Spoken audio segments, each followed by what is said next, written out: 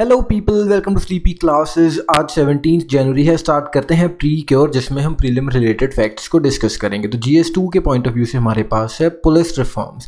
तो supreme court के कुछ डायरेक्टिव्स हैं कि जो DGP हैं स्टेट के, वो कैसे अपॉइंट किए जाने चाहिए।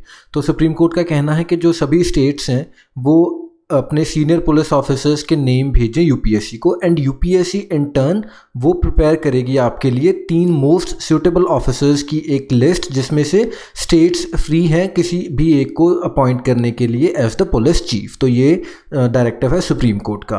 एंड उनका एक और कहना है कि एंडेवर होना चाहिए, हमें एफर्ट्स ऐसे करने हैं जो भी आप लिस्ट भेजेंगे कि जो भी पर्सन सिलेक्ट हो या बाद में जिसको आपने सिलेक्ट करना है उन 3 लोगों में से, तो उनका जो अब बचा हुआ टेन्योर है, सर्विस पीरियड है, वो कुछ होना चाहिए, कुछ सफिशिएंट होना चाहिए।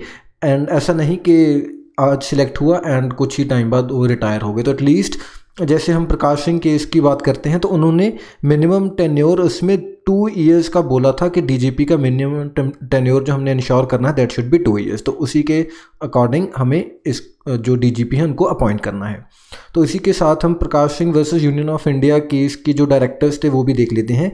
तो इस केस के अंडर स्टेट सिक्योरिटी कमीशन बनाने की बात की जा रही थी, जो कि पुलिस की फंक्शनिंग को देखेंगे एंड इवेल्युएट करेंगे पुलिस की परफॉर्मेंस कैसी रही, एंड इवन के इंश्योर करेंगे कि जो स्टेट गवर्नमेंट है वो एक्सेसिव या अनवारंटेड इन्फ्लुएंस नहीं कर रही पुलिस के ऊपर।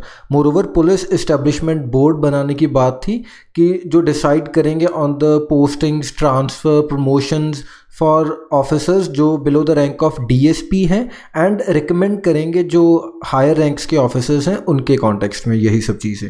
एंड फिर एक पुलिस कंप्लेंट्स अथॉरिटी बनाने की भी बात हुई थी इसी केस के अंडर, कि जो भी जैसे प्रेजेंटली क्या होता है कि पुलिस के अगेंस्ट भी अगर हमने कोई कंप्लेंट करनी है तो वो भी पुलिस के पास ही होती है। तो इसीलिए इस चीज़ को सेपरेट करने की बात की जा रही थी। एंड जो मिनिमम टेन्योर है वो एटलीस्ट 2 ईयर्स का होना चाहिए DGP के लिए, एंड जो की पुलिस ऑफिसर्स हैं स्टेट में उन सब के लिए भी। मोरओवर जो इन्वेस्टिगेटिंग पुलिस है एंड जो लॉ एंड ऑर्डर को इंश्योर करने वाली पुलिस है, उन दोनों के जो फंक्शंस हैं उनको सेपरेट करना है, ताकि better expertise and speedier investigations हम इंश्योर कर पाएँ। एंड एक नेशनल सिक्योरिटी कमीशन बनानी है जो कि शॉर्टलिस्ट करेगी कैंडिडेट्स को, जिनको हम बाद में अपॉइंट करेंगे as chief of our central armed police forces. तो जो कैप्स बोलते हैं हम, कैप्स के जो हेड होंगे उनको अपॉइंट करने के लिए भी एक नेशनल सिक्योरिटी कमीशन बनाया जाए अलग से।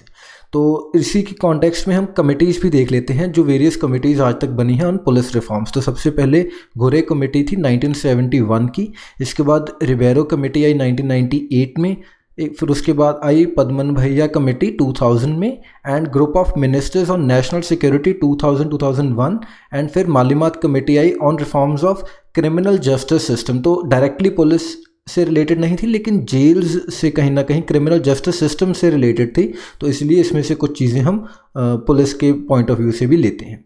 ठीक है जी, तो ये तो रही पुलिस रिफॉर्म्स की बात। इसके बाद 124th अमेंडमेंट जो रिसेंटली इकोनॉमिकली वीकर सेक्शंस को हमने रिजर्वेशन की प्रोविज़न दी है, तो उस कॉन्टेक्स्ट में है ये।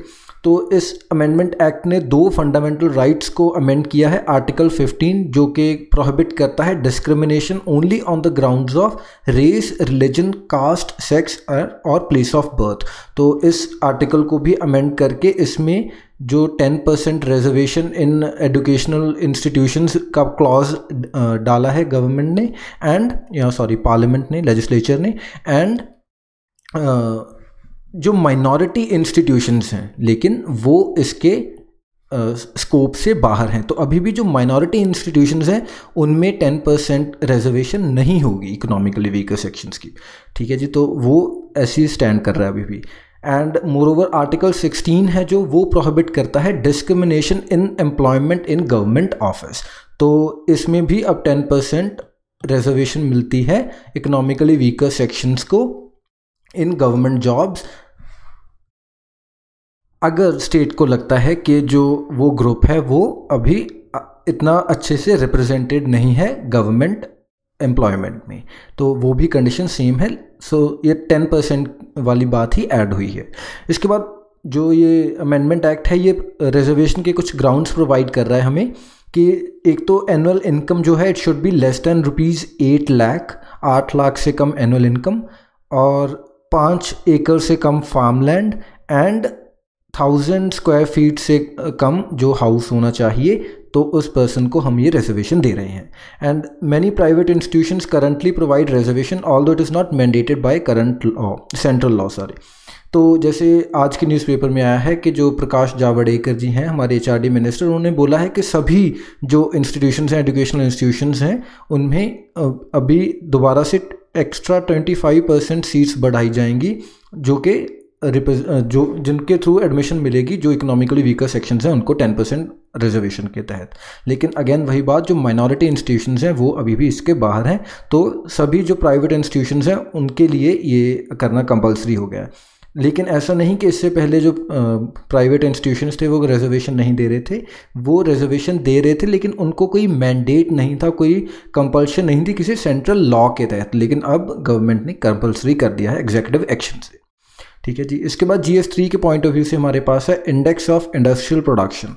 तो ये क्या है, कॉम्पोजिट इंडिकेटर है जो वॉल्यूम ऑफ प्रोडक्शन मेजर करता है एक बास्केट ऑफ इंडस्ट्रियल प्रोडक्ट्स की। तो एक कुछ इंडस्ट्रियल प्रोडक्ट हमने चुन लिए जिनकी प्रोडक्शन में कितनी चेंज आई है किसी बेस ईयर के मुकाबले प्रेजेंट ईयर में, तो उन सब का एक कॉम्पोजिट इंडिकेटर है ये।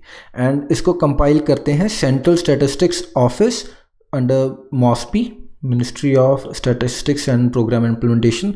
तो बट ये आता है एक टाइम लैग के साथ आता है, 6 वीक्स के लैग के साथ आता है ये रेफरेंस मंथ के। तो अगर सपोजिटली जैन का आएगा तो 6 वीक पीछे की, यानी कि नवंबर 15 से पहले का ये डेटा हमें देगा।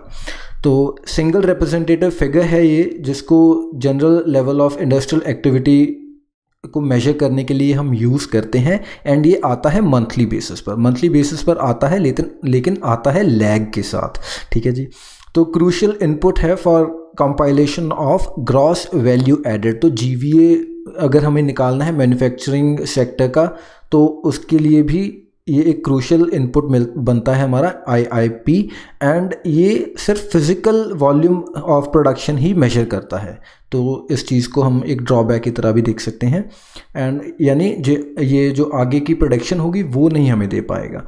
एंड जो इसका बेस ईयर है उसको रिसेंटली चेंज करके फ्रॉम 2004-05 टू 2011-12 कर दिया था गवर्नमेंट ने। एंड इसमें जब ये चेंजेस हुई तो कुछ और जो बास्केट है उसमें भी चेंजेस लेके आए। जैसे जो आइटम्स थी, for example refined palm oil, cement, clinkers and जो सर्जिकल एक्सेसरीज़ हैं उनको इंट्रोड्यूस कर दिया बास्केट में। एंड जो दूसरी कमोडिटीज़ थी जैसे toothbrushes, chewing tobacco, fan, calculators, pens, watches, इन सबको रिमूव कर दिया गया। एंड जो प्रेजेंट हमारी न्यू सीरीज़ है उसमें कुछ 809 आइटम्स हैं फ्रॉम मैन्युफैक्चरिंग सेक्टर, जबकि पहले 620 जो आइटम्स हुआ करती थी। ठीक है जी। इसके बाद हमारे पास आगे है एक्सटर्नल कमर्शियल बोरोइंग्स।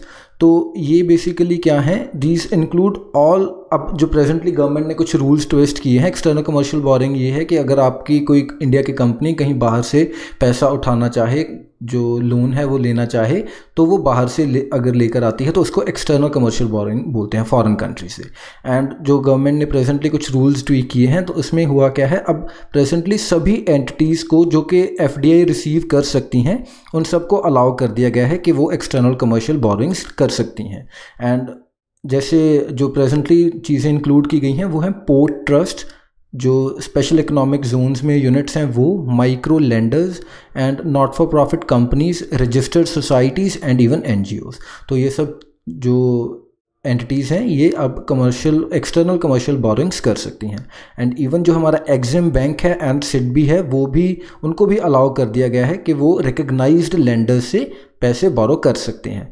एंड पहले जो होता था 4 tier स्ट्रक्चर था, जिसको प्रेजेंटली 2 स्पेसिफिक चैनल्स में से रिप्लेस कर दिया गया। तो पहले जैसे ना ट्रैक 1 2 कैटेगरीज थी, जो आपकी फॉरेन करेंसी में अगर आपने पैसे लेने हैं तो उसके लिए, एंड इवन जो डोमेस्टिक करेंसी में भी उठाने हैं पैसे तो उसके लिए भी 2 अलग कैटेगरीज थी।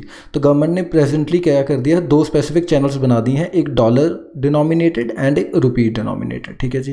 And all eligible borrowers can now raise ECBs up to USD 750 million. तो 750 मिलियन या इसके इक्विवेलेंट अगर आपका फाइनेंशियल ईयर में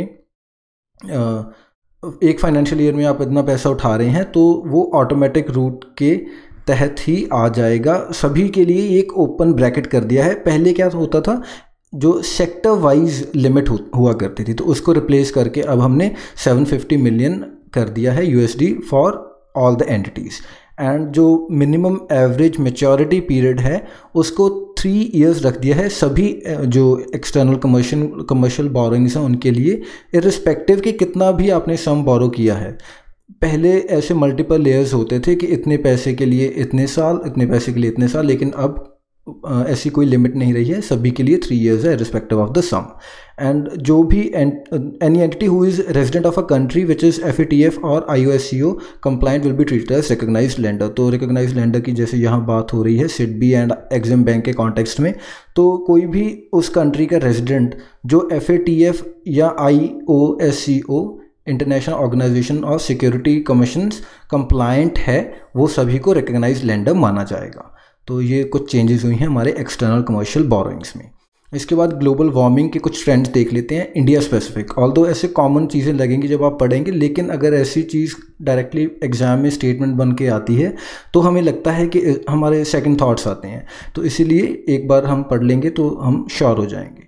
तो पहली स्टेटमेंट है कि जो rate of increase of temperature है वो इंडिया में भी बिल्कुल सिमिलर है, जैसे ग्लोबल ट्रेंड्स हैं, ग्लोबल एवरेज है, उसी के अकॉर्डिंग ही इंडिया में भी वैसे ही ग्लोबल वार्मिंग हो रही है।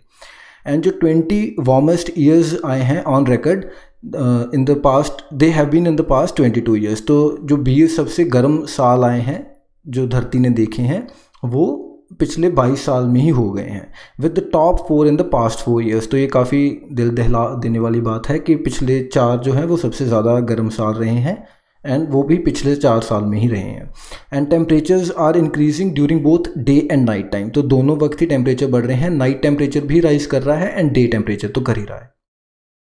एंड जो हीट वेव्स हैं उनकी फ्रीक्वेंसी भी बढ़ रही है, एज वेल एज उनका मैग्नीट्यूड भी बढ़ रहा है, तो दोनों चीज़ों में ही इजाफा हो रहा है। And external rainfall and rain storms जो हैं वो कॉज कर रहे हैं फ्लड्स, तो ये चीज़ भी इंक्रीज़ हो रही है। फ्लड्स भी जैसे आपने विटनेस किया होगा, हमने करंट अफेयर्स में ही कितने बार डिस्कस कर रही है कि 6-7 तो हमने साइक्लोन्स देख लिए जो बे ऑफ बंगाल में ही इसी साल। एंड इसके बाद जो ड्राई ड्यूरेशन स्पेल है वो भी बढ़ रहा है, तो ज़्यादा टाइम तक सूखा पड़ रहा है, जैसे जिसको ड्रॉट बोलते हैं हम, सूखा। एंड IMD ने कहा है कि 11 of the 15 warmest years were during recent past 15 years. तो 11 ऑफ द वार्मेस्ट ईयर्स वो पिछले 15 साल में हुए हैं। जो टॉप 4 वार्म ईयर्स थे वो पिछले 4 साल में हो रहे हैं।